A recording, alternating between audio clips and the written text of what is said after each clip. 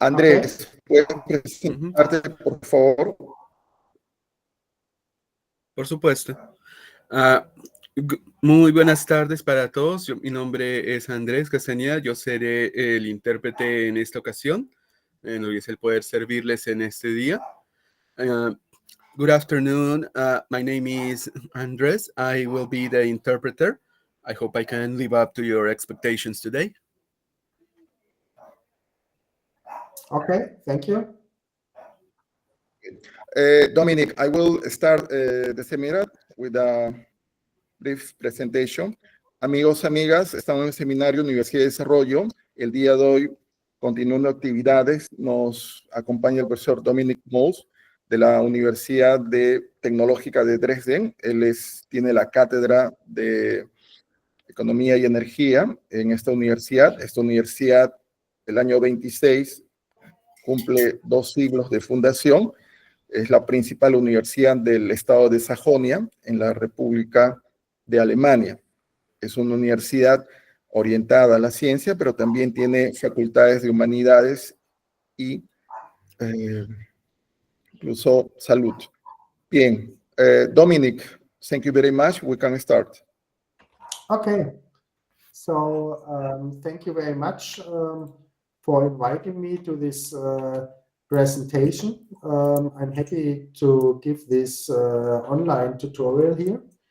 And let me directly start. So the title was announced with energy transition and what flexibility needs and technological options for a system with high share of renewables we need. Before I come to this, I also have a short introduction so you get to know about the Technical University of Dresden and the city of Dresden. Then let me say some few words also about the chair of energy economics.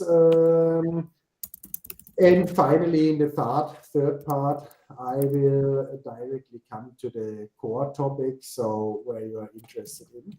So let's start with the city of Dresden so that you get an orientation.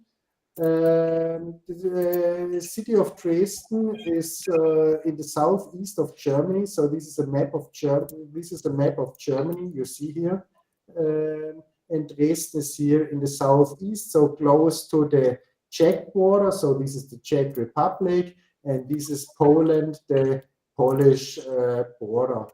And Dresden is located so close to the Czech and Polish border. Just for orientation, Berlin is quite close also to Dresden.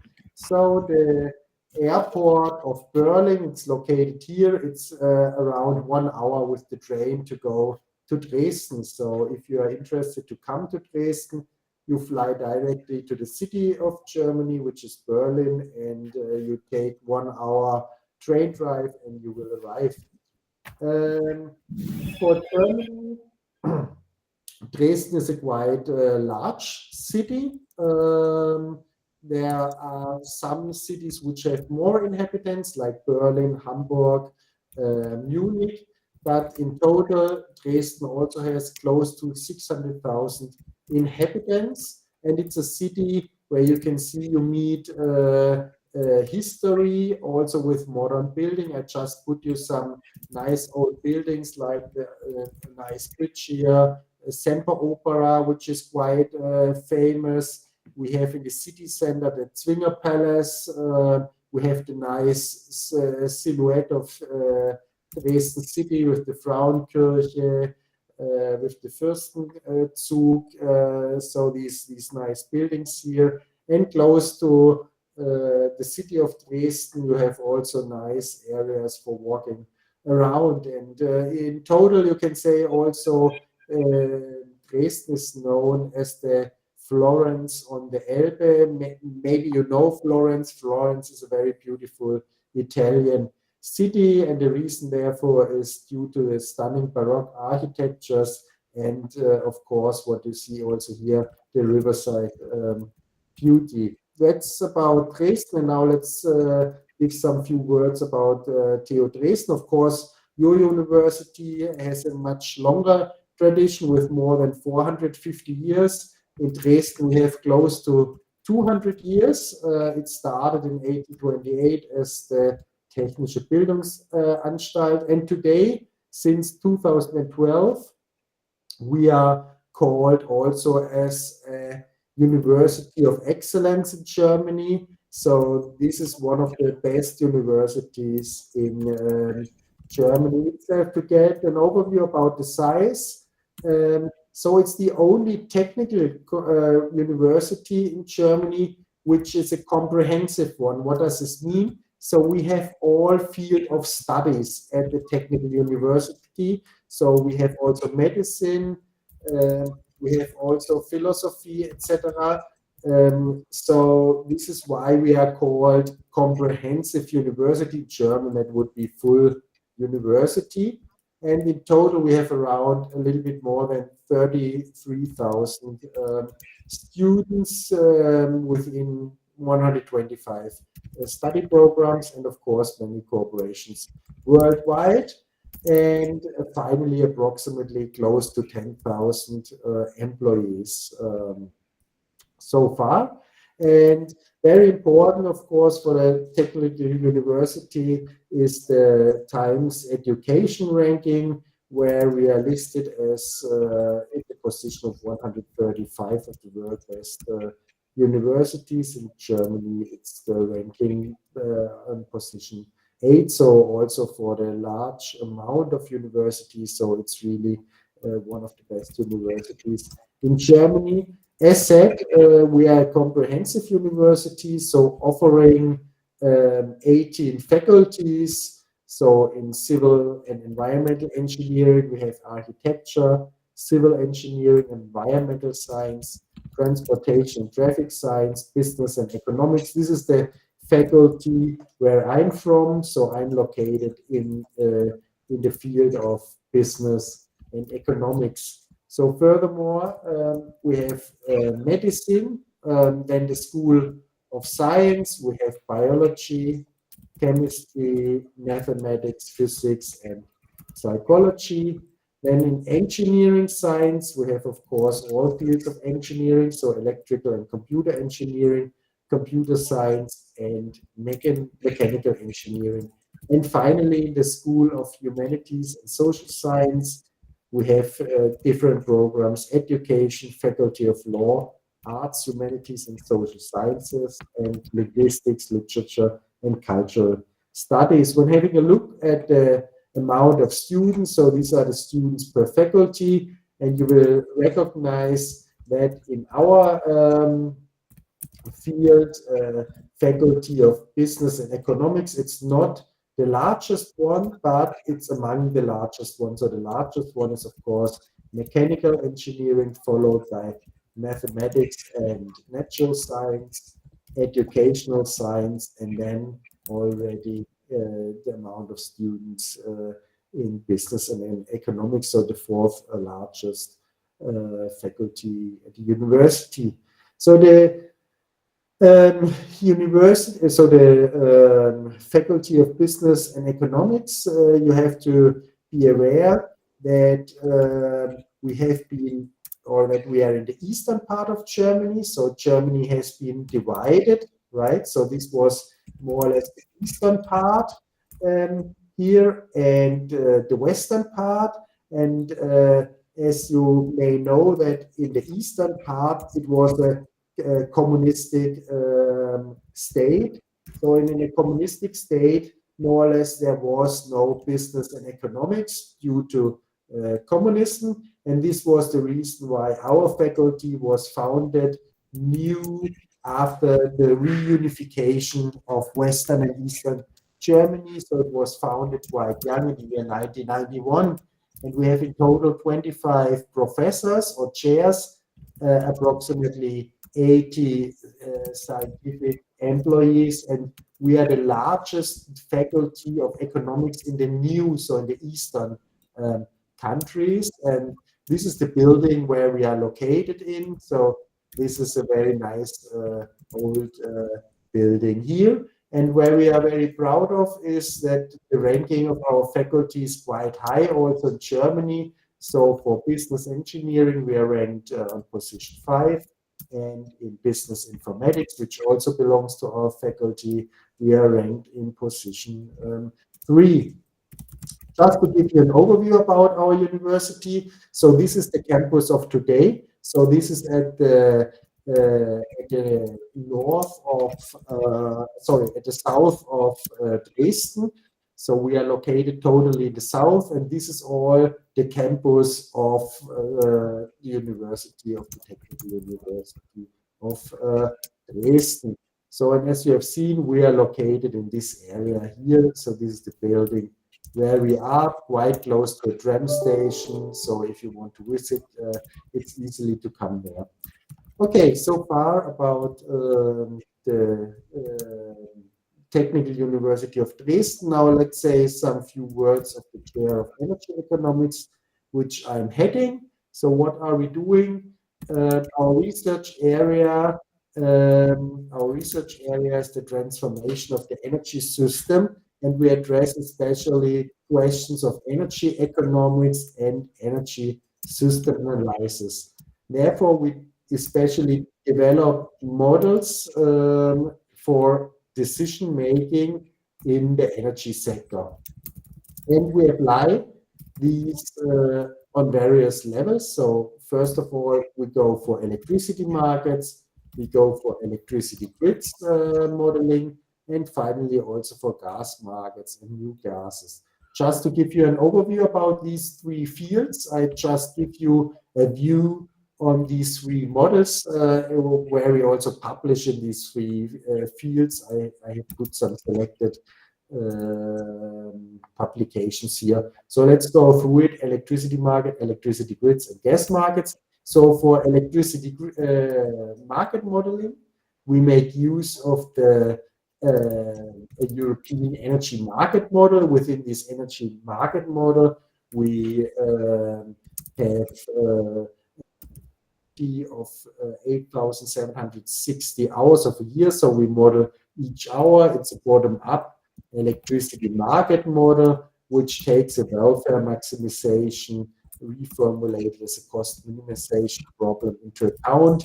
And we deal with all input data which is relevant for that. So on the one side, all conventional capacities, but of course also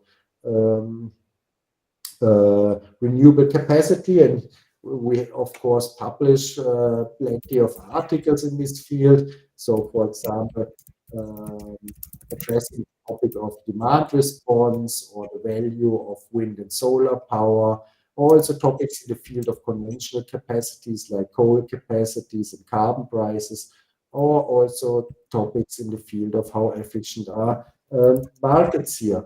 Second, we go more to a more detailed model. So this is really a model of the whole European electricity grid. So it's also a bottom-up power grid model where we take into account the load flow, the timely resolution of 72 hours due to model complexity, and of course, there's a noise there. I don't know where it comes from. Maybe, yeah, now it's better.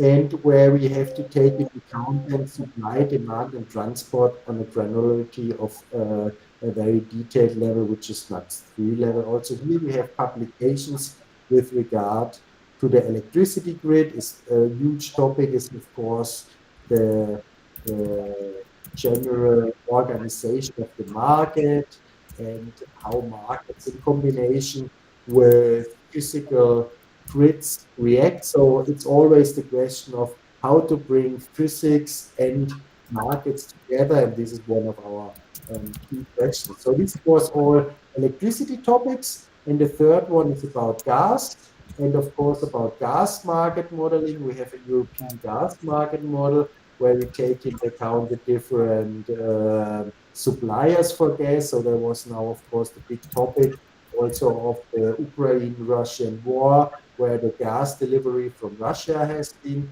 stopped. And of course, there are plenty of publications in the field of how much gas is needed, but also the role of diversification strategies on infrastructure in the European gas market. Okay, so far about my chair, which I'm heading, and maybe this is of interest also for you. Once in a year, we are organizing a yearly international conference on energy, economics, and technology. And this conference in general takes place in April. So this year, if you are interested, you still have time, but not too much because the date will be on 4th of April. This year, I also provided the code if you want to scan to get more information for this event. Okay, so far the first part, and now I would start with the content, the energy transition in Germany. And the question is, do you have, for this first part, are there any questions? Because then we can just discuss this now, and then I will continue afterwards. Dominic, in this moment, the energy is in the past very important. Russia for Germany in energy. In this moment, change, but some people say Europe continued buy this natural gas, but from India, no? India sell the natural gas to Europe, but really this is Russia, or natural gas is for America. What is in this moment this situation, the energy in Germany? Yeah. So more or less, we had a huge share in Europe coming from Russia. So it was 60%, approximately 60% of the European gas demand came from Russia, which have been stopped. And large shares have been especially substituted by liquefied natural gas, and liquefied natural gas can come from different locations. Of course, a large share has been provided by also the United States of America. Nevertheless, also a large share has not been substituted because we had a huge increase in gas prices, which resulted also in a strong decrease of gas consumption. So on the one side, we had new supply countries, and on the other side, we have a much lower gas demand now, especially as industry gas demand decreased at these high gas prices. And of course, this is a huge challenge currently, also in Europe, but also especially in Germany, as more or less some industries are not competitive anymore. Thank you. Please, we can some minutes to Guillermo in Spanish. Andrés, ¿puedes? Ok, creo que sí, vamos. General, ¿no? En la primera parte, las principales ideas.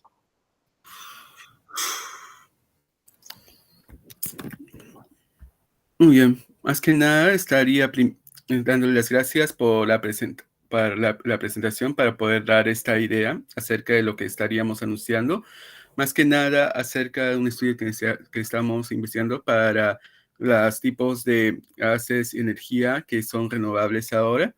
Y también quisiera hablar acerca de la universidad y la ciudad de Dresden, dar unas cuantas palabras como la cabeza aquí de economía de energía, y finalmente para luego pasar a los tópicos más centrales de la energía en realidad. Primero quisiera hablar acerca de la ciudad de Dresden y acerca de cómo se encuentra cerca de la frontera tanto de la República Checa y de Polonia. Está solamente a 1 hora de la ciudad de Berlín.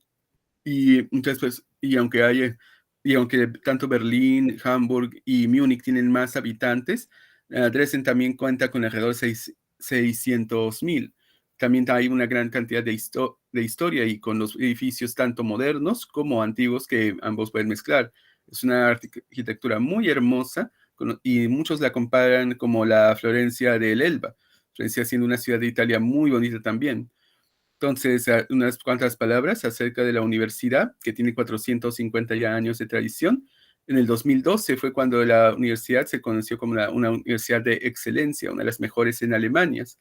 También es una de las únicas universidades en Alemania que tiene todos los campos de estudio para poder enseñar, tanto medicina, filosofía, y un total de 33,000 estudiantes que tienen programas de estudio, al igual que algunas corporaciones también.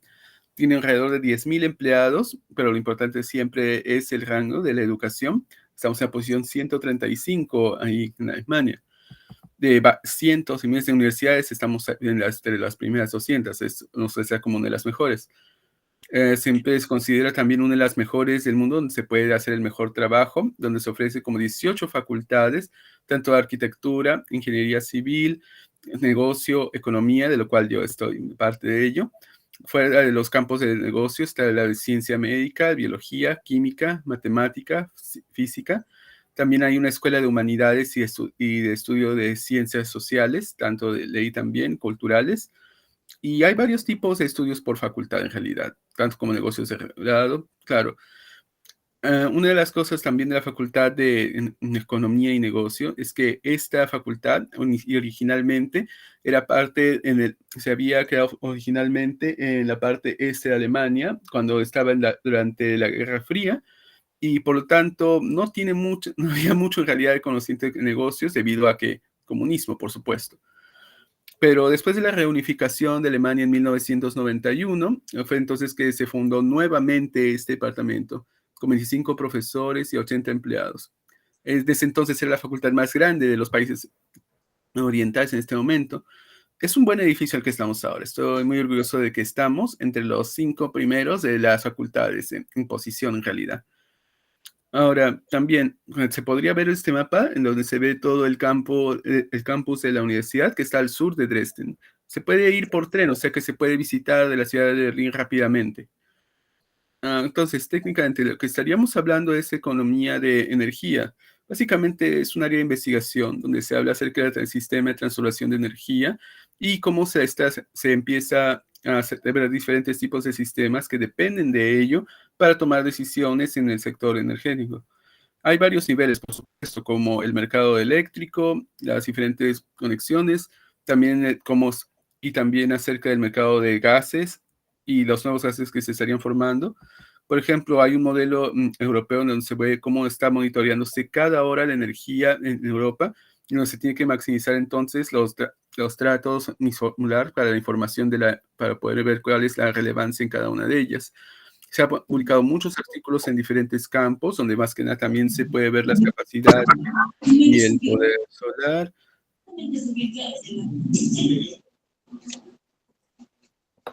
Disculpe, ¿había algo que quería decir?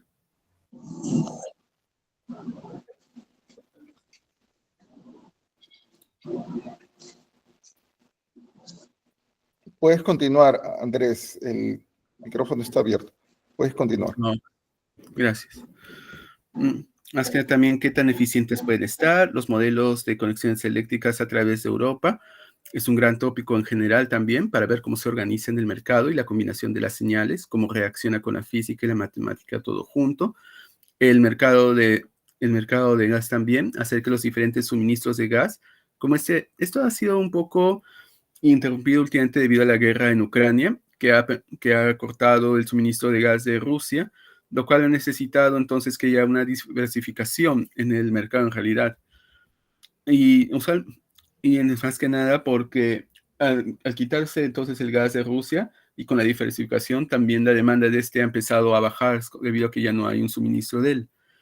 Por ahora entonces, como decía, también quería mencionar que una vez al año siempre hacemos una conferencia de tecnología que usualmente toma en abril. Si hay tiempo en abril, siempre pueden ver y para obtener más información si es que se encuentran interesados. También hablaríamos de la transición de energía en Alemania. Y entre esto, también la respuesta es que el 60% del gas viene de Rusia, que ha detenido ahorita. Ahora se obtiene gas liquidificado de diferentes ubicaciones. Ha habido un incremento muy grande del precio de gas y un estimado mucho más bajo. La demanda ha reducido debido a los precios elevados, o sea que las industrias no compiten mucho por ello últimamente.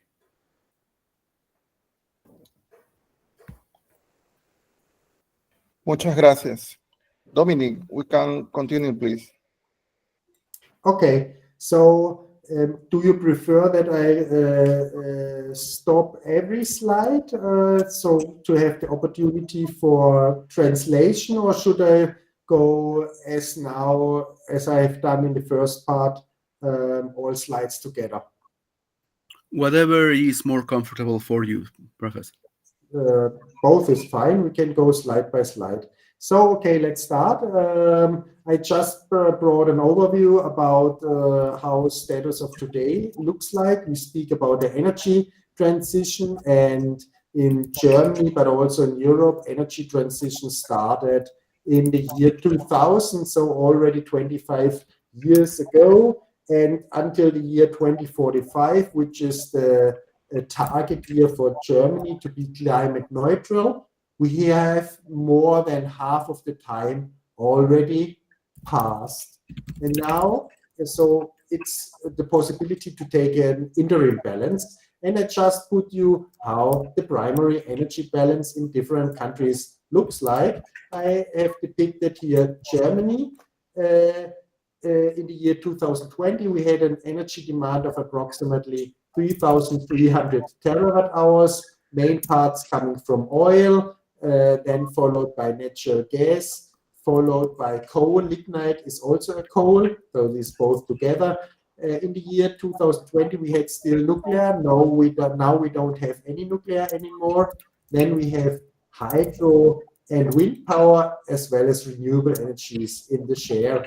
Just as comparison, I brought you the primary energy demand in Peru. So it's approximately about 10% of Germany, so 350 terawatt hour, and you see it's quite similar. Also a high share of oil, natural gas, a little bit coal. That's much better in Peru. Then you have a large share of hydro and also some new renewables. And if we compare that with the world, so this is the world in total. World in total, we have 160,000 terawatt hours, and you see the share of oil is quite comparable. It's the largest share, followed by natural gas with approximately 24%, so 1/4.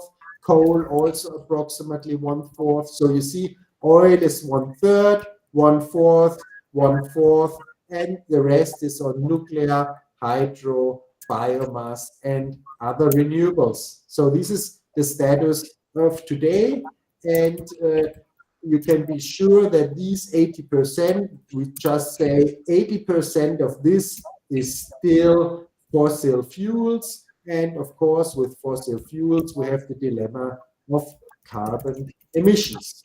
So Andres, if you want, you can directly have a translation here.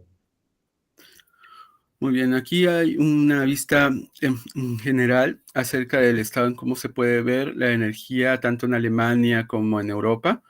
A diferentes años también vemos que esto empezó en el año 2000, en realidad hace solo 25 años, y la mitad del tiempo entonces podemos ver cómo entonces el balance se ve aquí en el 2020 con Alemania, donde tiene como un total de 3.305 horas de terawatt.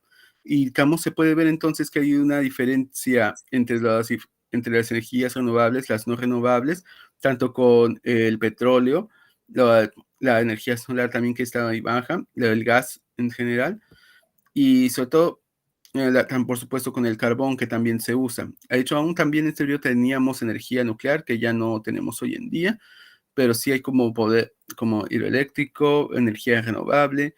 Y en comparación se puede ver el gráfico en el cual para comparar con el Perú, como pueden ver, es como un décimo de lo de energía que Alemania usa, con solo 350 terawatts, pero también empieza a usar más carbón o más petróleo en este caso.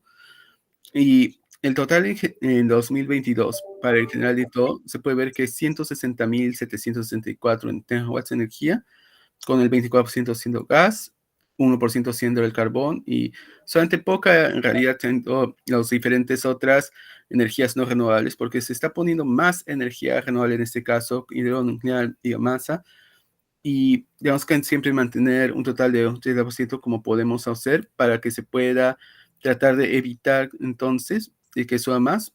Por supuesto, también no olvidemos recordar de que aún así es el petróleo y siempre está eso, y el carbón, por supuesto, que trae los gases nocivos más arriba, entonces.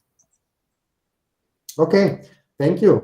You can say the key messages: conventional energy sources currently account for around 80% in Europe, Peru, Germany, worldwide, but also UK. Now let's have a look at the CO2 emissions worldwide.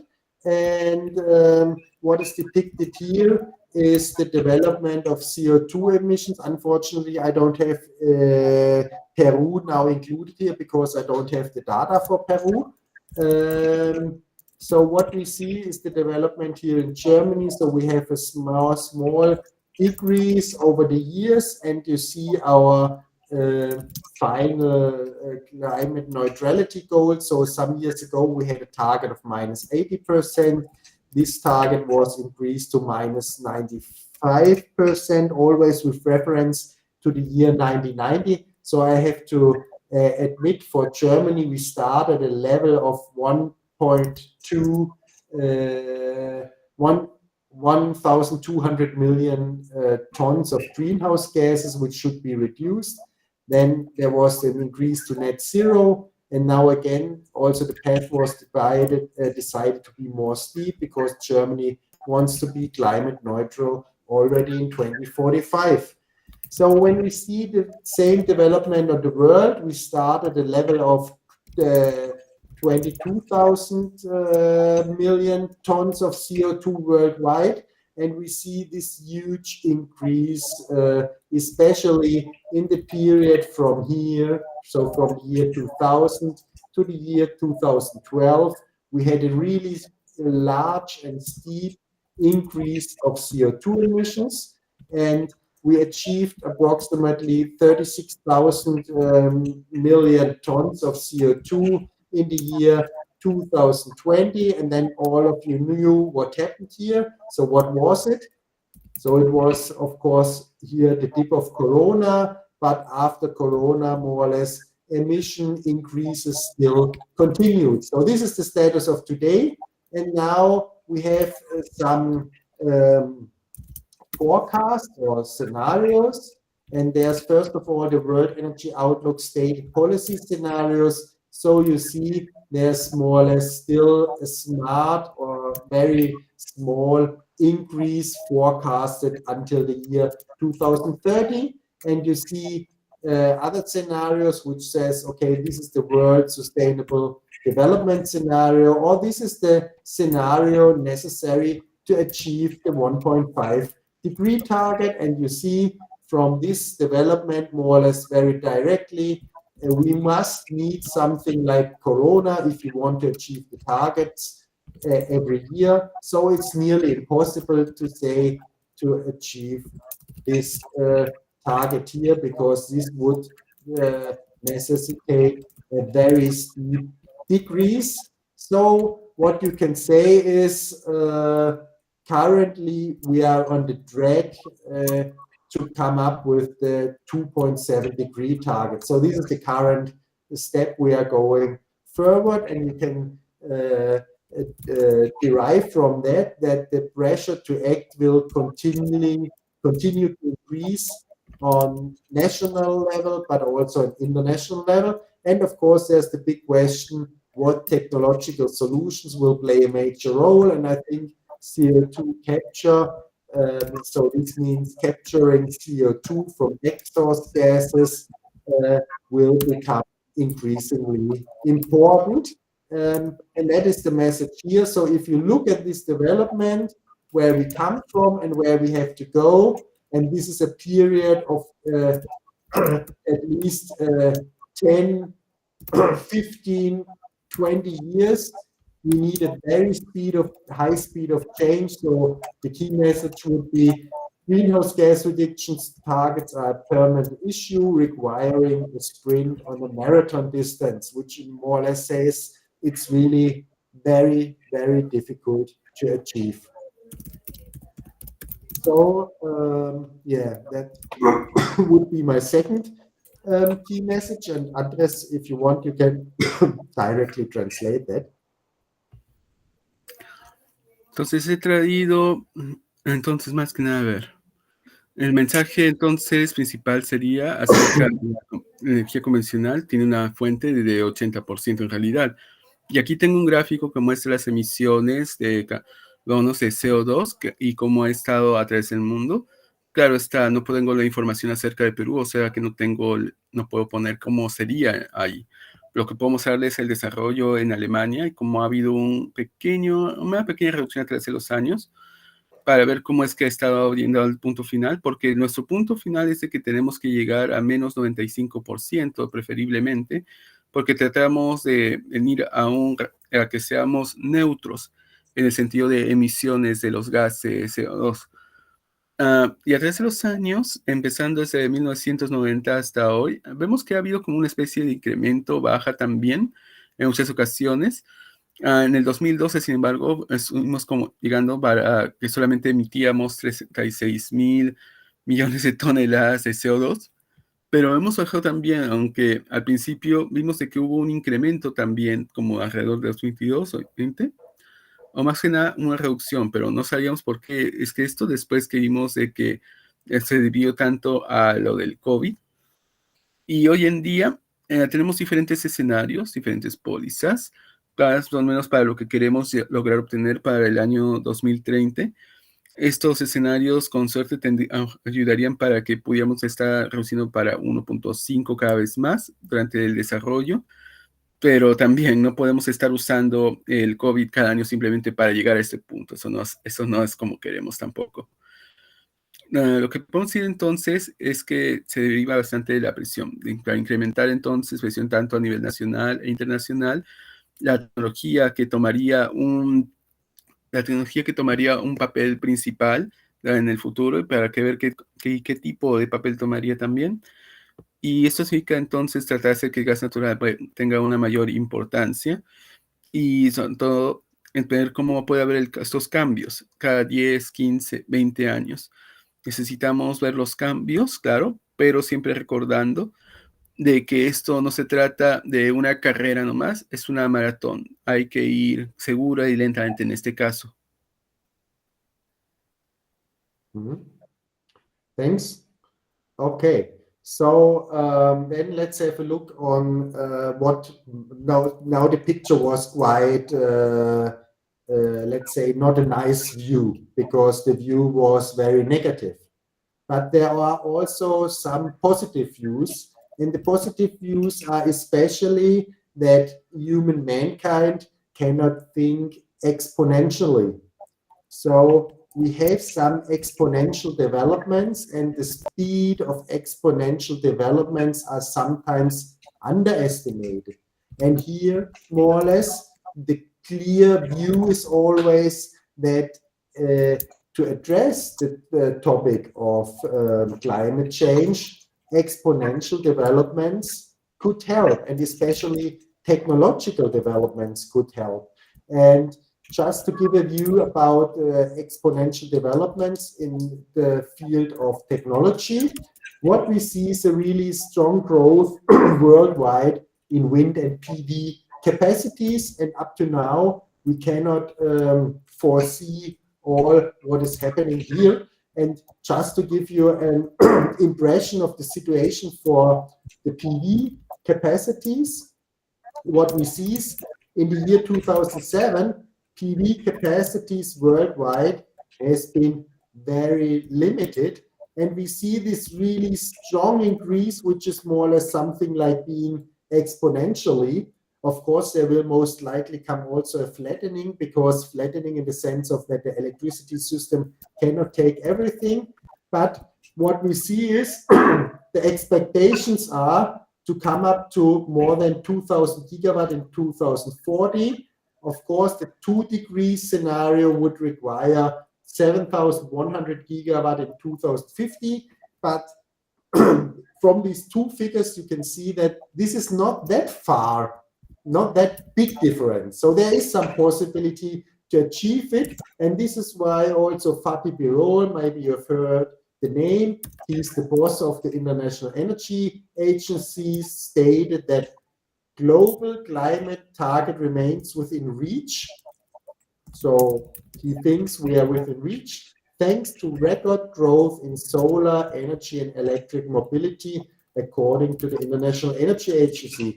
The path to the 1.5 degree target has narrowed in the last 2 years, but clean energy technologies are keeping it open. So this is the hope currently. And this is what I've shown to you here for the PV capacity. We also see for battery capacities for cars, because the changes, of course, formerly you burn fuels in the cars, now you just need a battery capacity and make use of renewable capacities. And also here you see something like an exponential development. However, also still here challenges remains, and this is just illustrated here for energy densities. Energy densities just means how many energy could I store per kilogram, and for cars this is less a problem, but if you think about ships, or ships is also not a big problem, but especially for airplanes or large trucks, that is an even bigger problem. So what is behind these developments? And behind these developments there's also the so-called concept of learning curves or learning rates. And just to illustrate that, the idea when you think about, for example, Elon Musk provided electric mobility with Tesla to the world. So, and of course, at the beginning of Tesla, they didn't make profit, and they didn't make profits because they had to invest the so-called learning investment. And what you can say is what is illustrated here. You have some historical development where you learn whether technology improves, and you have a so-called progress rate, and then you have maybe a benchmark technology, which could be fossil fuel. So this is today your oil price, and you have to beat the oil price. And now the question is, when is the new technology competitive? And it depends on the progress rate, and it's difficult to estimate. And you see the progress rate, depending on which assumptions you meet, you end up with different cumulative capacities which need to be achieved. Attention, you have to pay attention. Here is a double logarithmic scala. So you see the scala is double logarithmic. So which means here we start 1, 10, 100,000. So there's a huge gap if depending on the progress rate. So on the one side, you can end up something like 100 or 1,000 gigawatt of the capacity assumed. And what you have to invest is the learning investment here. And the question is, who pays for the learning investment? And if you think about the United States and Elon Musk, it was him more or less investing the money in paying the learning investment. However, this is not always possible for all technologies. In the field of electrolysis, you can produce out of electricity, you can produce hydrogen. We also analyzed these progress rates to better understand for the different technologies when competitive levels are achieved. I don't know, I don't want to go more in detail here. If you are interested, I will show later the source of the publication where you can deep dive in. But now there's a positive message. The expansion of renewable energies is taking place with great dynamism worldwide, and still innovation is and should be a key driver in helping the targets. So that would be the third message, and Andres, of course, you can go to translate.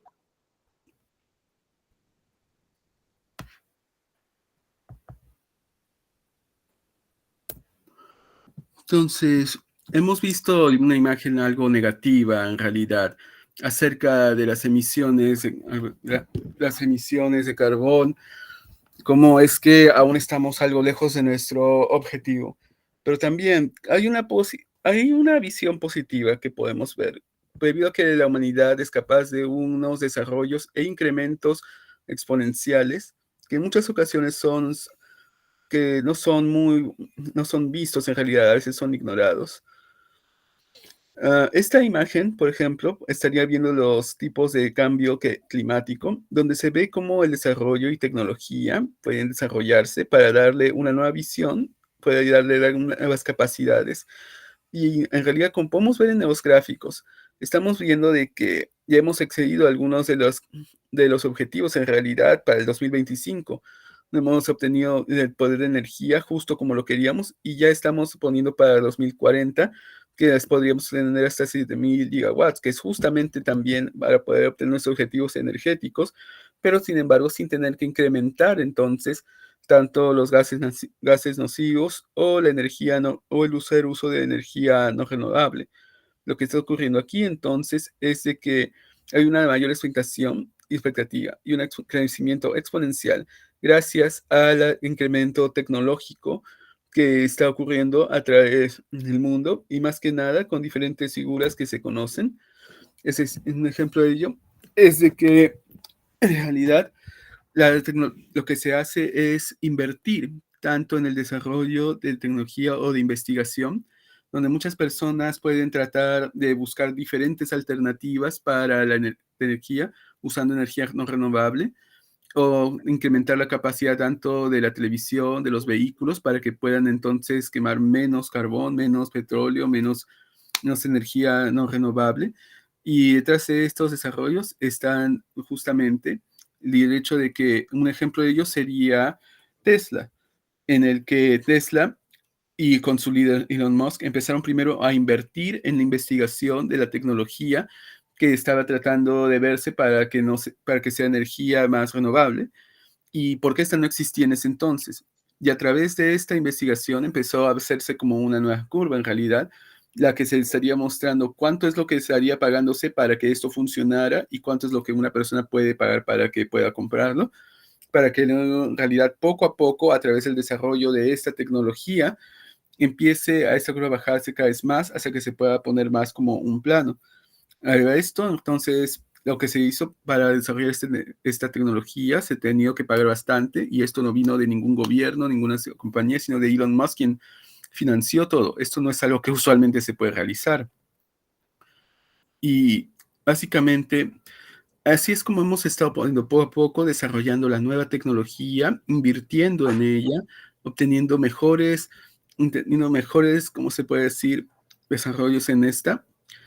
Y entonces, hasta que finalmente podamos llegar a un punto en que ya la energía no renovable ya no sea tan necesaria como lo es ahora. En mayor detalle no puedo explicarlo, pero yo después de la presentación les puedo mostrar una publicación que hay información acerca de todo, si es que estarían interesados, por supuesto.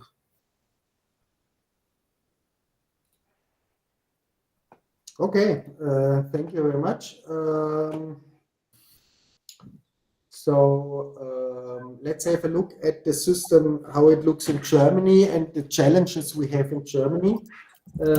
What is depicted here? So this is now a very specific topic, but nevertheless, I want to show you the challenges what we are addressing here. And we have achieved a lot, but there's still a long way to go. So what is depicted here is just the capacity in gigawatt in Germany from wind and photovoltaic. So we distinguish between onshore wind, so on land, and offshore wind. This is the wind energy on water. And you see more or less the progress in capacity, and we are now in the year 2024. I have depicted the capacities until the year 2022 based on the data, and it looks quite small. Nevertheless, we have to be aware that the highest demand in the year is this red line here. So you see this red line, this is the highest demand in Germany. So we have much more capacity already now than our highest demand.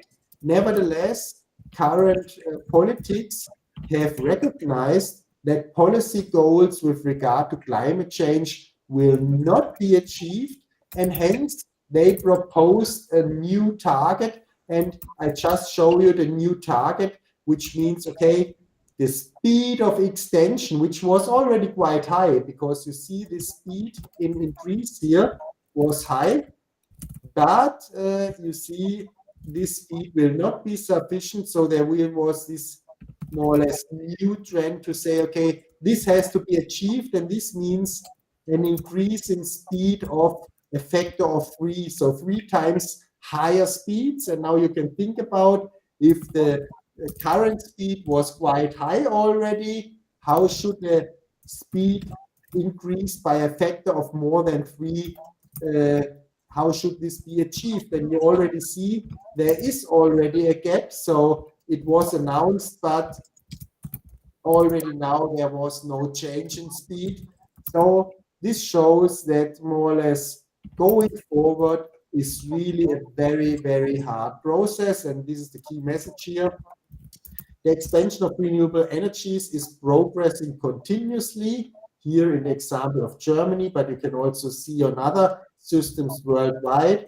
But of course, it's still too slowly to achieve the climate goals. So you can sum up, heading in the right direction, but with numerous challenges to overcome. If you want address, you can just translate. Si vemos aquí el sistema en Alemania y los desafíos en él, en la imagen aquí muestran los diferentes, el tópico específico, muestra los desafíos que estamos hablando, y hemos logrado avanzar bastante, pero aún hay un gran camino que recorrer. En la imagen se muestra las capacidades de gigawatts en Alemania, tanto para energías de viento y cómo se vería para el mundo también. Muestra la energía de viento tanto en la tierra, pero también en el agua, y vemos el progreso y las capacidades de ello. En el 2024 también vemos las capacidades del 2022. Basándose en la información, se ve que es muy pequeño. Sin embargo, tenemos que estar al tanto de que la demanda más elevada en el año es la luz roja que se ve aquí. Tenemos más capacidad ahora que nuestra demanda más elevada. Sin embargo, las políticas actuales muestran de que los objetivos no se habían logrado. Entonces proponieron un nuevo objetivo y mostrándole esta velocidad de expansión, la cual era muy elevada, pero tampoco era suficiente. Entonces, esto tendría que obtenerse para incrementar la velocidad a mayores velocidades, pero si pensamos de que en este momento la velocidad actual no es lo suficientemente elevada, ¿cómo íbamos a incrementar la velocidad entonces por un factor de 3? Entonces ya hay un vacío ahí. Entonces fue anunciado que no habría un cambio de velocidad, sino que continuaríamos en adelante haciendo un proceso que tal vez sea más difícil, pero el mensaje principal entonces iría con ese proceso. El progreso va a ir continuamente, sí, pero lo que pasa también es que irá algo lento si es que queremos cumplir los objetivos climáticos. Thank you. So now let's have a more closer look about some challenges in the power system itself. So therefore, I will give you an introduction to the so-called residual load curve. So what is the residual load curve? The residual load curve is the electricity demand we have, and the electricity demand, you know, is dependent on at what time of the day you are, who is consuming, etc. So this is really the power demand. And from this power demand, we subtract the feed-in of weather-dependent renewables. So you have a power demand, and if the sun is shining or the wind is blowing, you can subtract it, and then there's a remaining demand, and this is called the residual demand. And I've shown you a plot which says, okay, here is the demand pattern, right?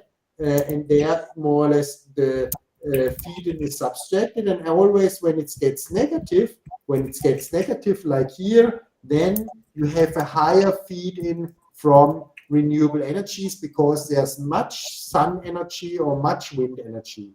And what you can do now, so then you end up with this so-called residual load curve, right? And what you can do now is, and this is very important, if you look at electricity systems, you can sort these values of the residual load curve hour by hour, which means you take this is the highest value, and you put the highest value to the left side on the diagram, and you go for the lowest value, and you put the lowest value to the right side of the diagram, and then you can sort each next hour step by step, and then you end up with the sorted residual load curve, and it looks like this. And now you can ask yourself, how do you supply these residual load? This is what you have to supply with capacities. And here, for the left-hand side, where you have more or less the capacity, where you have to provide the electricity, you can go with conventional plants, you can go with controllable renewables, you can shift the load, so you can say, no, now you cannot consume, right? Or you can ask your neighbor, more or less, you will ask your neighboring country, can you import from your technologies? On the other side, in the time where you have a surplus of electricity, you can say, okay, I have too much renewables. Maybe I don't make use of renewables. You can export it to your neighbors. You can say, okay, I can offer it to your neighbor, or you can change it to another energy carrier, which is called power to X. So you can make power to hydrogen, power to mobility, so charge your battery system, or power to ammonia or whatever. And furthermore, in between, you have some possibilities to change it on a timely level. So this would be storage or demand side management. That's all. And this is how to address the flexibilities, right? And now let's have a look at this diagram. Looks very complex, but if I explain it to you, at the end, it's hopefully easy. Now, what we can say is we have some technologies to serve this conventional load here, right? And this is more or less our base, peak, and mid-load capacity. So for base load, this could be coal or nuclear or whatever. And the base load technologies in general, very expensive to invest, but very cheap to operate. This is why you end up with this curve. For the peak capacity is in general gas. For peak, it's cheap to install, but expensive to operate. And with that, then you have also the mid-load capacity. It's in between. You get this efficient frontier of capacities, right? And you see, it just makes sense to run a nuclear power plant, for example, only with a high amount of full load hours. So depicted are here the full load hours. And now what you can derive is, you can take the curve from before. So you take this curve and put it here. So this is this curve. And then from this, you can derive the optimal capacity. So you see, you need this amount of base load. So you need this amount of base load capacity, mid load capacity, and peak load capacity. And now you can argue for the future, if more renewables can come into the system, on the left-hand side, there is not much change, because if there is no wind, if there is no sun, the capacity doesn't help, there is no power. But if you increase the capacity, you install much more photovoltaic, much more wind. In times of when wind is blowing, when sun is shining, you get a much higher amount of energy. So your residual load curve changes to this new curve here. And what you see now is that the amount of base load significantly decreases. So you need much less base load, but in opposite, you need much more peak capacity. And this is just for illustration, and this is what we are doing here. And therefore, we make use of our fundamental electricity market model. I don't want to go in detail here, but I brought you the curves for Germany, how these residual load curves are changing. And if you look at the situation 2021, this is the curve today, this blue light curve. This is the curve 2030 when we achieve our targets. This is the curve for 2045. And what you see is two effects. You see on the one side, we need a much higher amount of backup capacity, so probably gas. We need much more gas capacities. And on the other side, here's the question of, we get massive negative loads, and the question is how to address these negative loads. And the consequence here is we need much more storage, We need much more sector coupling in the energy system. We need much more flexibility, but the biggest step is probably the backup capacities, the extension of import-export, so the dealing with neighbors.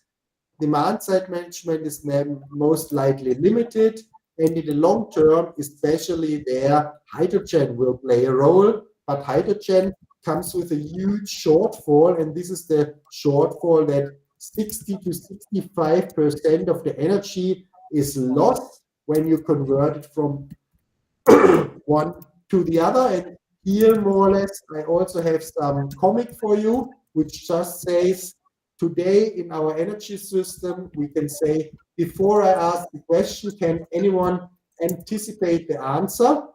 And today in our energy system, we always say, yes, it's hydrogen, but it's doubtable on whether hydrogen can fulfill all these open topics or open challenges, because it's really a big problem from the system perspective also.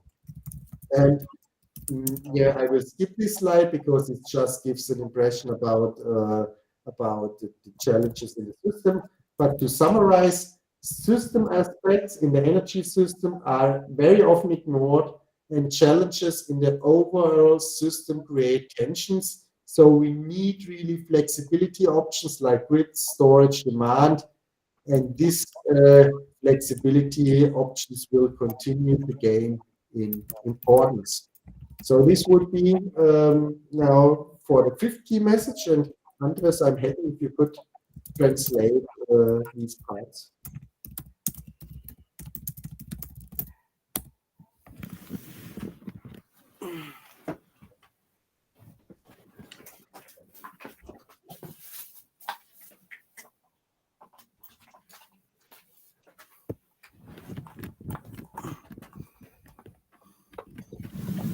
All right.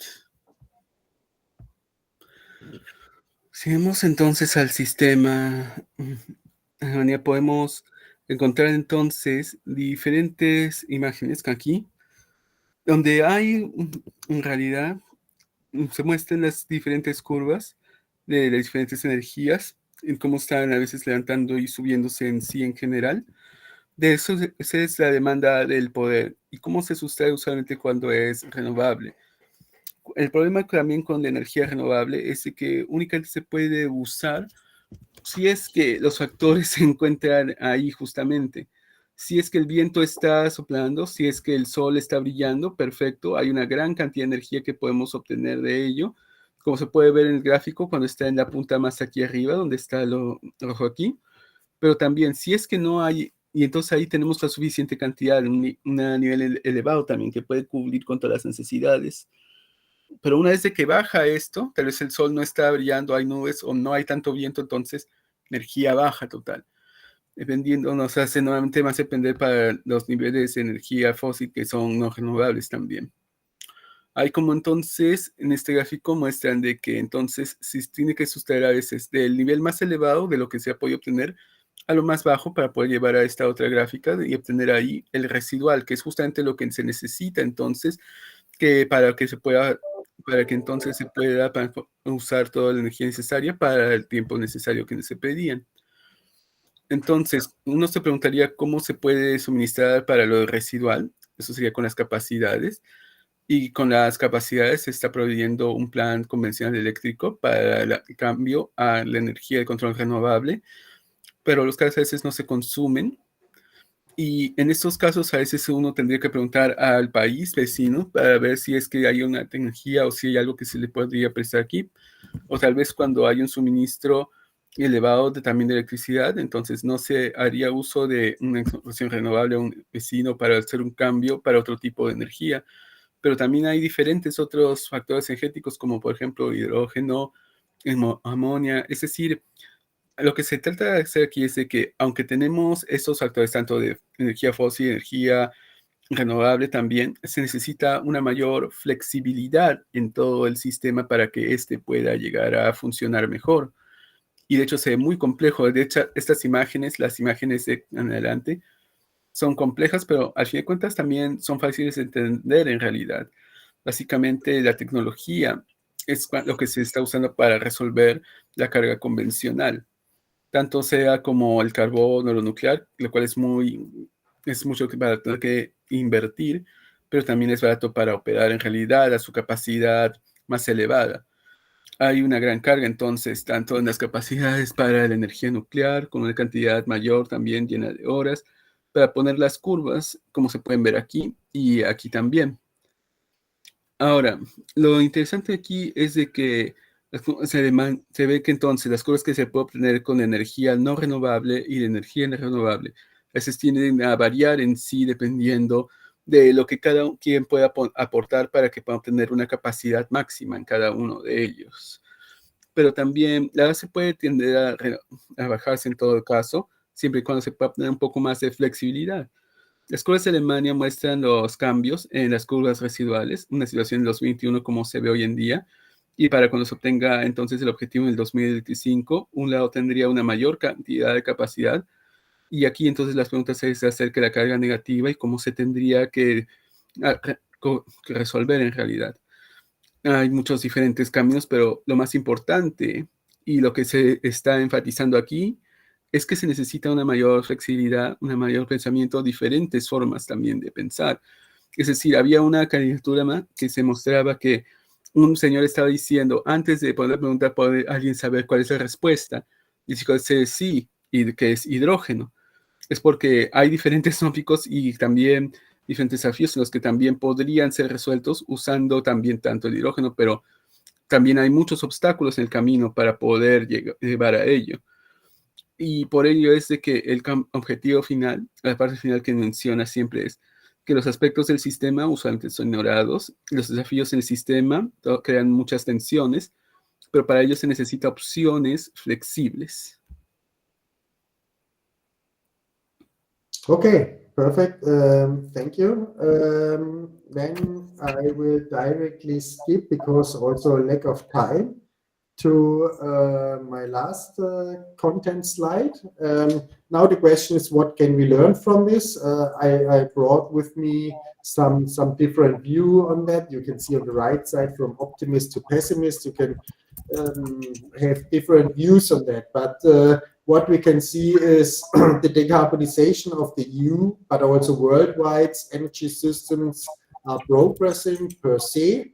Greenhouse gas reductions are ensured in law, and it's also, of course, urgently needed when having the climate change in mind. Also, the expansion of renewables energies to provide electricity is progressing. Of course, it's expected to be significantly slower than the politically formulated expansion rates due to various reasons, but you can say, of course, for electricity systems, it's easy, more or less easy, to take renewable electricity, because now renewable energies are competitive. And if they are competitive, they come in from a market perspective. But what we also see is, if a high share of renewables are achieved, challenges of the system are increasing, and with that, more or less, the next step most likely is something in the direction of hydrogen. But this takes, from my opinion, still some decades until we are at this status of having these high shares of renewables. So it takes really time. Furthermore, of course, we have to see that in the energy system, especially the sectors of heat and mobility, are currently still addressed by conventionals. So there are major efforts necessary or required in the current years. And if we speak about the electricity system, of course, there's a big issue of security of supply, flexibilization, and of course the need of backup capacities, and we will see in Europe how this challenge will be tackled. And finally, that's very important, we can say a successful transformation or transition is only possible through joint efforts from research, industry, and society. So still the big and numerous challenges lie ahead of us. This is why I always claim that working in the field of energy is very important and very interesting, because there you can solve a lot of challenges ahead of us. So with that, I'm at the end of my presentation. I just have some further insights if you want to read on that. There's a book about provided from my purse about the future of the European energy system. You can directly scan more or less the code here and get access to that. This is an open access book, so you can get it for free. But there's also a textbook showing more or less economics of power systems. And if you are interested in one of the topics, please come back to me. I'm happy to come back to you if you have any questions. Finally, some notes on current publications in the field of hydrogen. So we have some publications on hydrogen, on the need of gas power. And this is what I'm at the end, and I'm thank you to have contributed to this virtual seminar, and I'm open, of course, for questions now. And Andres, maybe you could also translate again. And Muy thank bien. you. Lo que hemos aprendido acerca de esto entonces es que también aquí se puede ver en la imagen de la derecha que hay diferentes formas de pensar en ello, tanto muchas pesimistas en realidad también. Pero lo que podemos ver es de que primero, la decarbonización, tanto del sistema de energía mundial y de la Unión Europea, aunque está progresando, también es algo que realmente se necesita. También podemos ver cómo la energía, la expansión de la energía renovable también, sobre todo de electricidad, está progresando continuamente y ha llegado al punto de que ahora puede llegar a ser competitiva en una perspectiva de mercado. Podemos ver que, por supuesto, también hay desafíos para el sistema y estos se incrementan también. Y el siguiente punto de dirección podría ser tanto el estado de hidrógeno, sobre todo cómo puede usarse para la energía renovables. También se espera de que el camino vaya a ser un poco más lento de que de la expansión políticamente formulada en realidad, debido a varios realismos entonces en cómo funciona todo el país, pero muchos esfuerzos ya se han hecho en las áreas de la movilidad y también de la calefacción, lo cual se requerirá más adelante también. Y sobre todo, se tiene que mantener un suministro y flexibilización del sistema eléctrico, sobre todo para poder integrar a los mercados europeos y para tener como reservas para las capacidades. Y todo, siempre una transición energética exitosa solamente sería posible a través de los esfuerzos conjuntos, tanto de la sociedad, la industria y de investigación. En realidad, hay muchos desafíos todavía enfrente de nosotros. Y con esto yo estaría terminando mi presentación. Les muestro un libro que también es de libre acceso, que si están interesados en el tópico, lo pueden leer. También diferentes publicaciones acerca del sistema energético y el papel del hidrógeno que podría tener en él.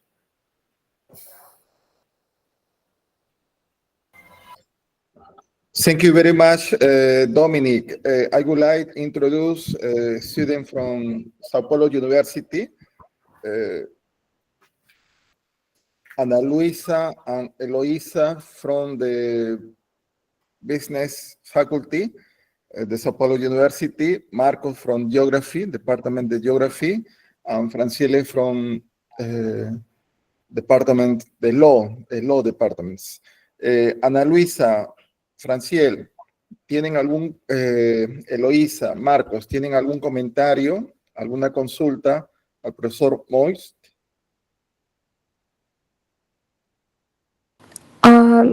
I have one. I don't know if Marcos would like to ask first.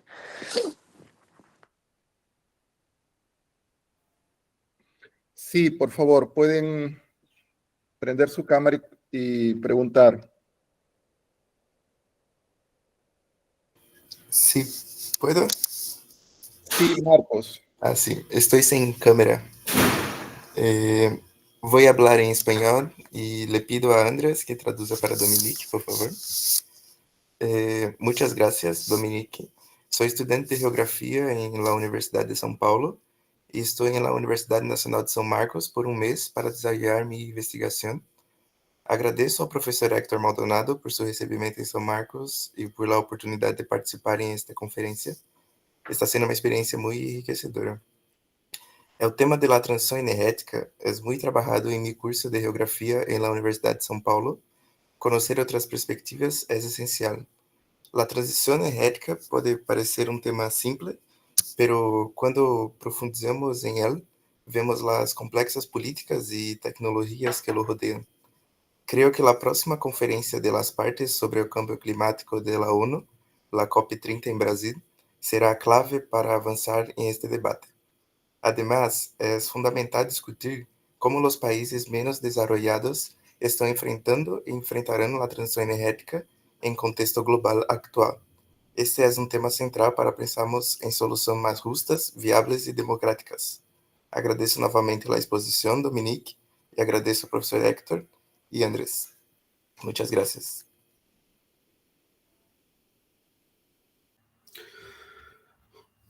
I would like to give thanks for your presentation. I'm a student here at the University of San Marcos for about a month. I'm here for a month, but I usually study at the University of Sao Paulo. I do believe that this is a very important conference about especially what you mentioned, and it's always essential to know different perspectives. As in my field of study, I can see that it is not something as simple as one would actually expect. You need to go deeper, both in technology and politics, occasionally, so that you can get to the right solutions here. I can see how this is going to be a very important topic, mostly when it comes to time to the meeting in Sao Paulo later on. And it's going to be very important to discuss how the different energy sources are going to be faced on, and it's going to be a central topic to find a more democratic and fair solution. So thank you for your presentation, and thank you for everything you've said. Thank you. It was a pleasure. Yes, of course. There was no question, I assume, so I just I'm happy that you joined the presentation. Muchas gracias, me alegra saberlo. Y aunque no hubo una pregunta ahí, le agradezco bastante, sobre todo me alegra saber de que le haya gustado la presentación. Dominik, we live in the South Global. What is from Germany, no? In the South, what is the projection that these opportunities to the green economy, to the green energy in the South, in your experience, could be the best example, no, in the global South to introduce this green energy, this renewable energy? South Africa, India, Malaysia, I don't know. Yeah, so more or less what we see or what we have done in Europe is more or less that there was a huge demand created for these new technologies, and from a technology perspective we can say that the technologies itself have been already available 40-50 years ago, but much too expensive, so it was not affordable for anyone.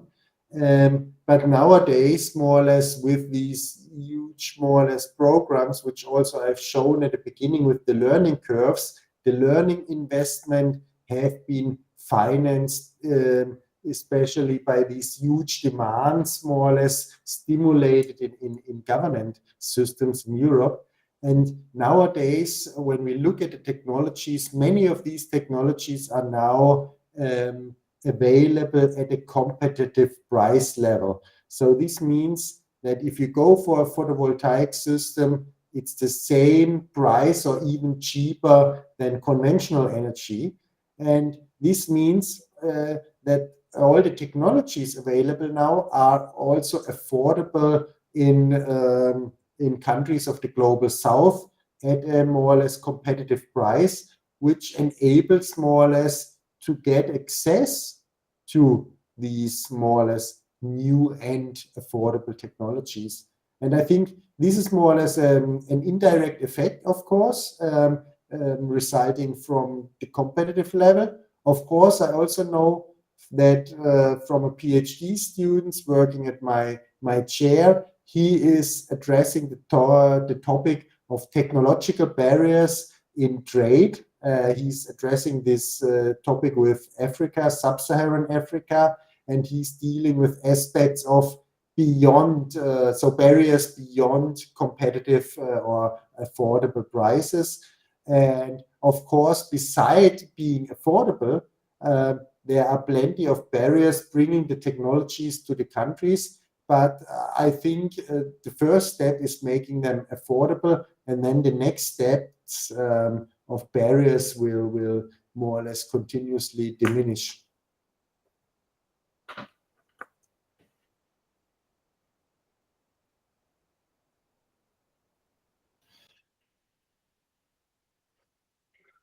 Ana, Ana Luisa, ¿puedes compartir tu pregunta, por favor? Hola, buenos días. Bueno, primero me gustaría agradecer a Dominik por la presentación y a Andrés por la traducción. Es un tema muy interesante y muy actual. Me gustaría saber cuáles considera los principales desafíos para alcanzar la meta de expansión de las energías renovables para 2030. Disculpa, Ana, ¿sí? ¿Pudieras, por favor, repetir tu pregunta? Hay un problema con mi audífono y no puedo escuchar muy bien. Me gustaría saber cuáles son los principales desafíos para alcanzar la meta de expansión de las energías renovables para 2030.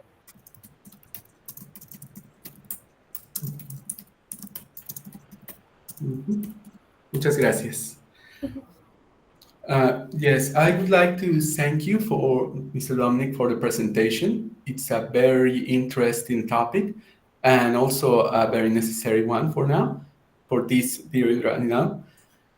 Well, my question is, which are the principal challenges to reach the goals for renewable energy for 2025? Yeah, that's a good question. So I assume Anna refers to Germany, and in Germany, what we already see in the market is that we have a so-called self-marginalization. What does this mean, self-marginalization? So if you have one good, which is in that sense electricity, for example, from photovoltaic, and you already have a high amount of photovoltaic capacities installed, you really get a surplus at days of sun shining. And this is already something we experience in Europe, that it doesn't help that much to install more of photovoltaic because we already have a surplus, so too much power from photovoltaics. And this is what I've also shown in my presentation. This is when the residual load curve gets negative. And if you don't have any storage technologies, and if you don't have possibilities to convert electricity to other energy carriers, this is an obstacle. And this is currently also an obstacle which comes up because when this happens, also the electricity from renewables is nearly nothing worth. So the value of renewables decreased from the point of valuing renewables. And hence, if you are in such a situation, it's difficult to set up a business model without having government support, because if you have government support, no problem. But if you have to refinance your plant just from a market perspective, and you have this self-marginalization, this is really a hard job to do, because then you provide a good which is more or less available in a too large extent, so the value is close to zero, and you cannot refinance your renewable project. And this is currently a situation which is coming up in Europe. Bueno, me asumo que esto se refiere para Alemania, Supongo que, como se había visto, sería la marginalización del mercado, donde habría un bien, que en este caso sería la electricidad, que estaría viniendo en unas grandes cantidades, pero como se podría decir, como hemos mencionado en los días donde hay bastante sol y se puede obtener una gran cantidad de energía por ello, pero también no podría restar bastante porque como ya hay bastante poder que está yendo para adelante y en la presentación fue mostrado, esa carga puede llegar a ser negativa porque no está la tecnología para poder mantener o guardar ese tipo de poder o para poder convertir la electricidad para los diferentes portadores tampoco. Entonces, ahí entonces el valor que va a entrar con electricidad, cuando se renueve, entonces estaría bajando su valor también. Los valores empiezan a reducirse desde el punto de vista de la renovación de ese valor. Y cuando se empieza a hacer una simulación de negocio, entonces es muy difícil usar este modelo sin el apoyo gubernamental. Sobre todo se tendría que refinar nuevamente el plan del mercado desde una nueva perspectiva y como mencionamos hay una marginalización en este caso, donde se estaría tratando de proveer un bien, pero con un valor que estaría más cerca a cero ahí. Muchas gracias. Thank you very much. Amigos, ¿tienen algún comentario, alguna consulta?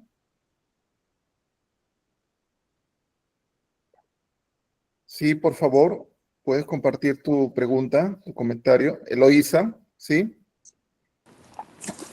Thank you, Hector. So I will speak it in English. So hi, Dominik. I would like to ask about the management of natural disasters. So I study a bit this in the University of Administration, and we saw how difficult to give for the people affected by natural disaster the energy. And I would like to see your opinion about how this would be possible. So I don't know if the university do study this part of natural disasters, and how do you see the difficult and solutions for the energy arrive for these people? I'm not sure whether I understood your question properly. So, to which natural disasters do you refer? Just affecting energy issues, or in general, or do you have an example for me so that I can better answer on that? No, it's in general. So, for example, when there's a earthquake, so normally the energy will stop. And for some countries with floods or landslide, they don't have more the excess of energy, and this would take a long time to provide. And I already study that people try to find renewable energy, like the solar energy, to give for those people a faster access to don't wait the structure come back again.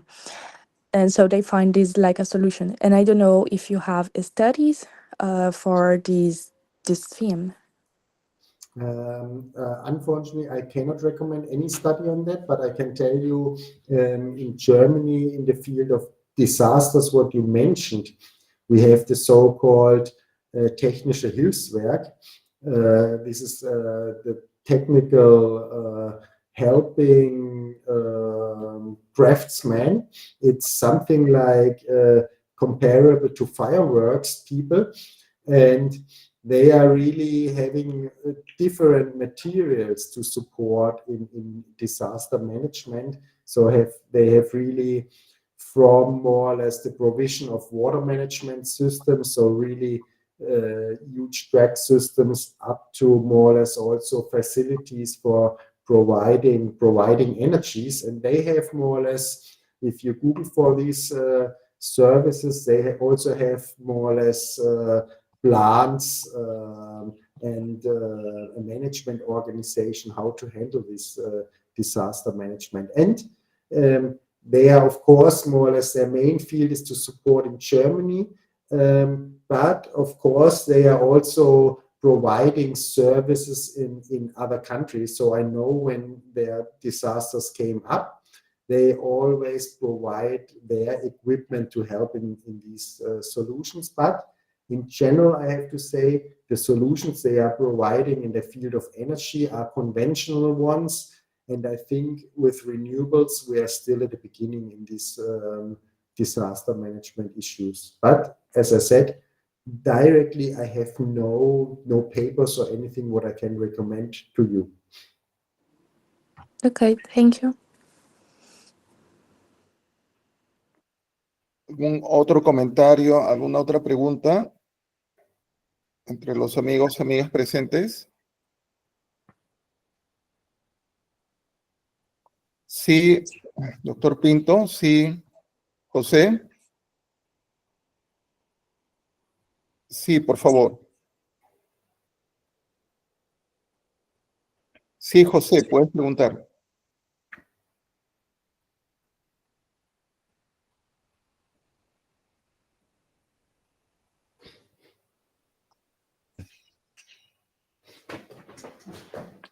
José, puedes preguntar. Good morning. I would like to know about green projects related with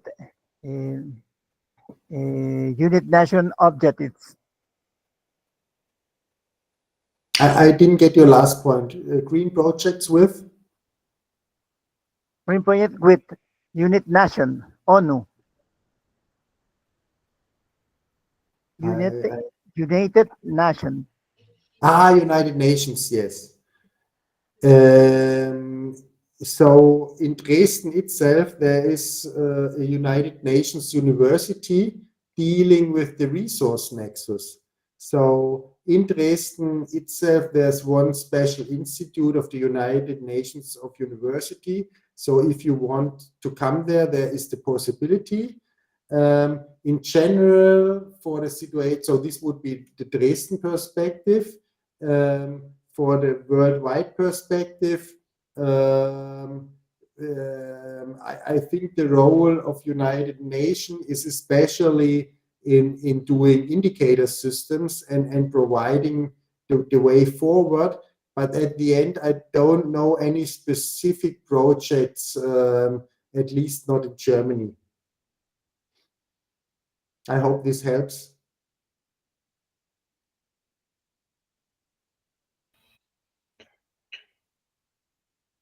Okay, thank you.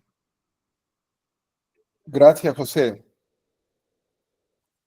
Dominik, in Germany, there are different within the old East Germany and the West Germany.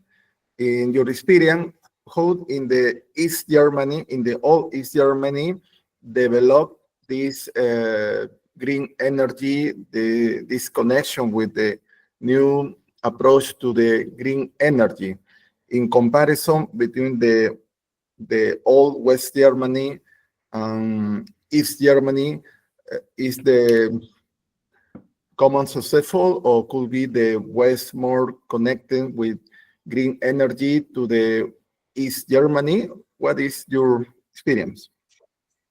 So there is no huge difference between Western and Eastern Germany. What I can say is that in the Eastern German part, of course, the infrastructure is a little bit newer than in the Western part, because after the reunification, more or less, the infrastructure was renewed and there have been taken place a lot of investments. But with regard to renewables, more or less, there is not this big difference between Western and Eastern Germany. It's more a topic of countryside and less countryside, because renewables have a very low energy density, and this low energy density in general requires space. And in cities, you don't have that much space. So renewable energy plants are mainly on the landscape. And this is why more or less there's a much bigger difference between on the land side versus city side. Dominik, in Europe, you have more than 20 countries.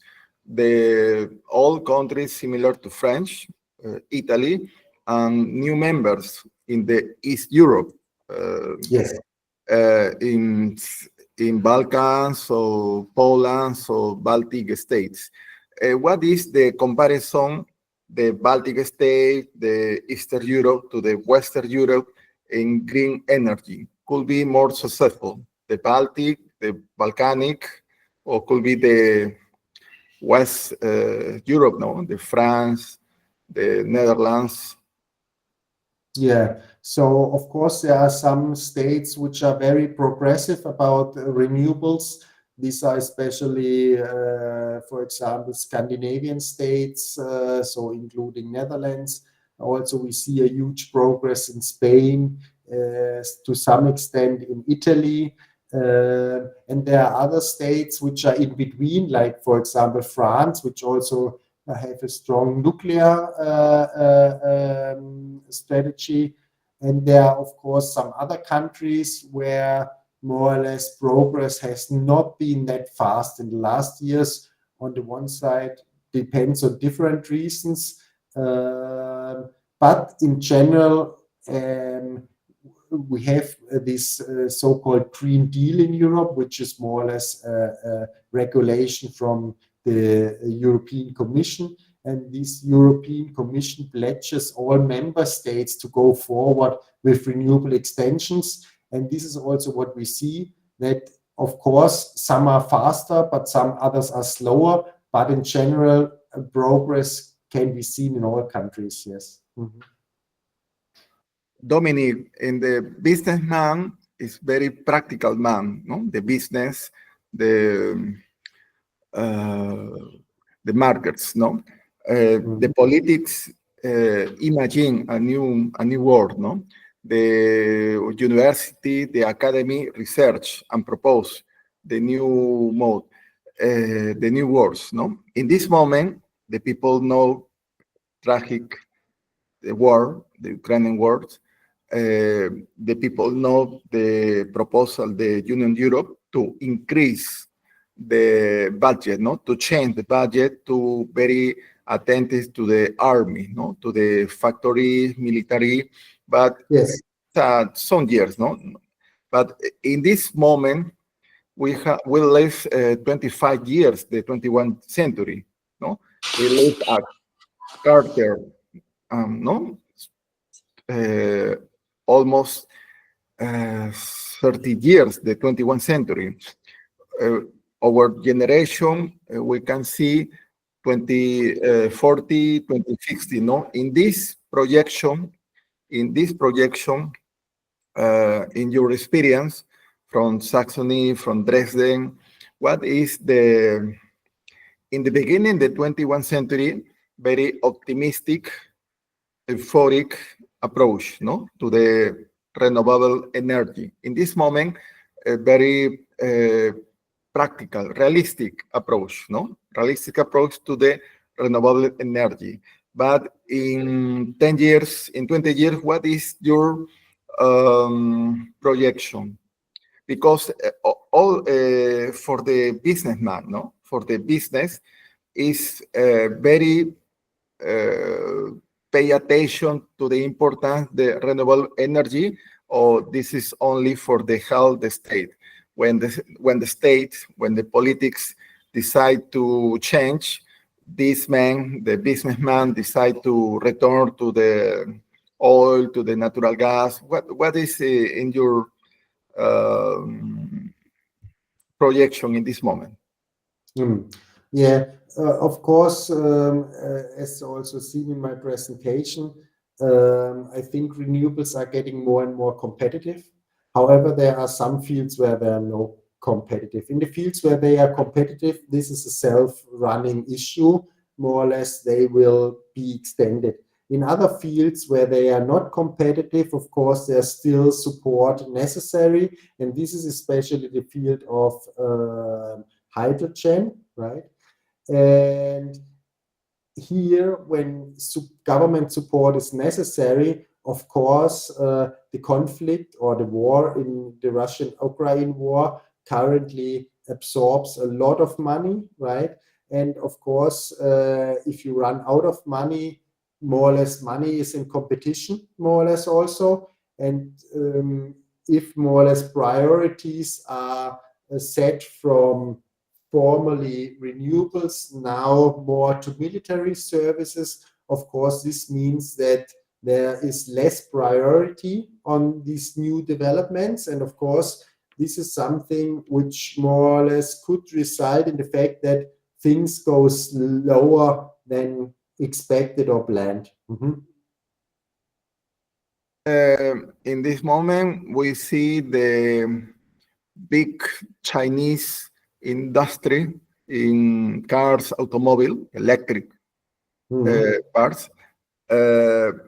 What is the projection that the Europe, especially the Germany, production in the electric cars? Yes, it's very difficult to competition with the Chinese, the price, the equipment, but in the time, no? In the time, what is the Germany thing about the competition against America, against China in electric? Yeah, of course, this is a very difficult field, I have to say. I'm not more or less a decision maker in the car industry. However, what we see is, of course, that car manufacturers are a little bit struggling in the field of electric mobility. Nevertheless, there are also success stories. So we have now some offers also of cheap electric mobility cars from German manufacturers. They are going for the competition. But I think this transition coming from fossil fuel cars to electric mobility cars is really a very tough competition for German manufacturers. And of course, as car manufacturing is a big branch, big sector in Germany, this puts a lot of pressure into the German economy. And I think the big challenges will come in the next years, and there will be put a lot of effort in it, yes. Dominik, Elon Musk started 30 years ago, no? Musk started his proposal, his business 30 years ago. In this moment, in Germany, we can see a new Elon Musk, a new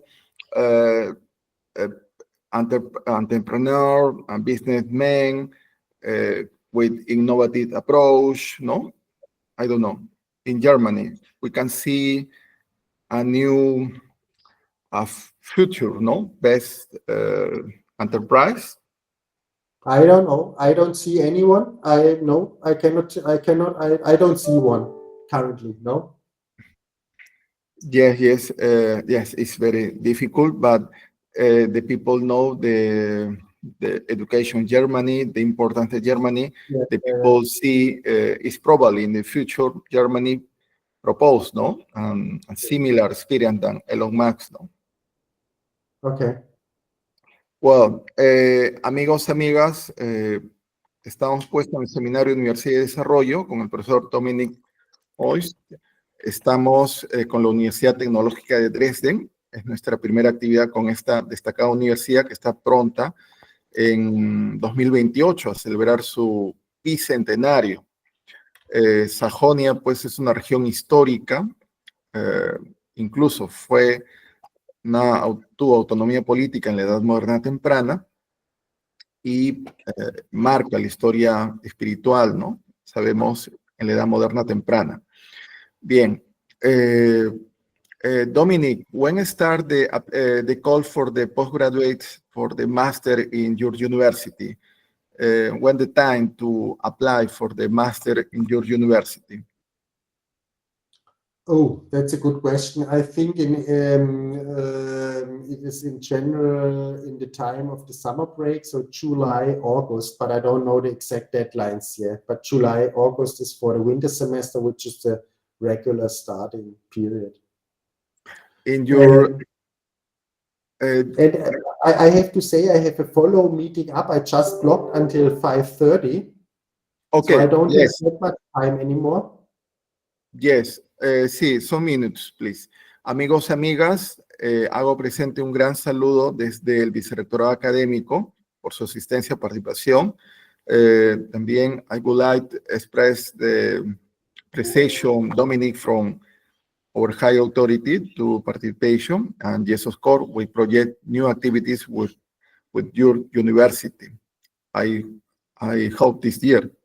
Amigos, amigas, por favor, pueden prender su cámara para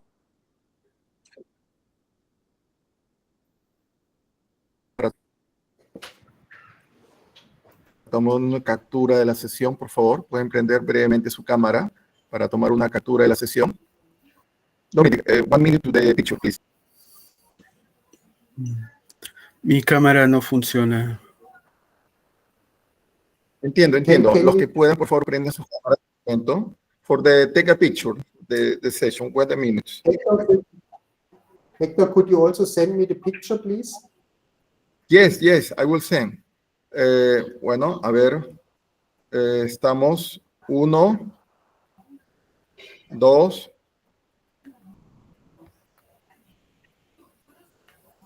Muchas gracias, Dominik. I will send the picture.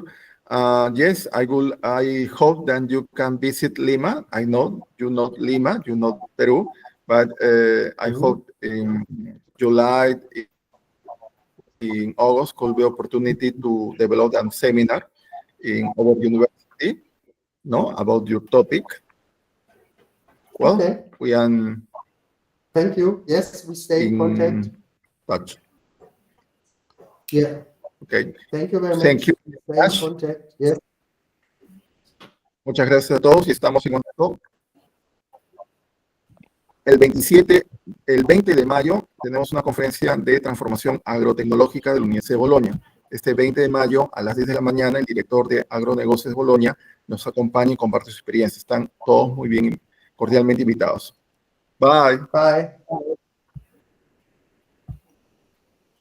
Muchas gracias. Hasta luego. Muchas gracias, Andrés, por tu apoyo. Muchas gracias.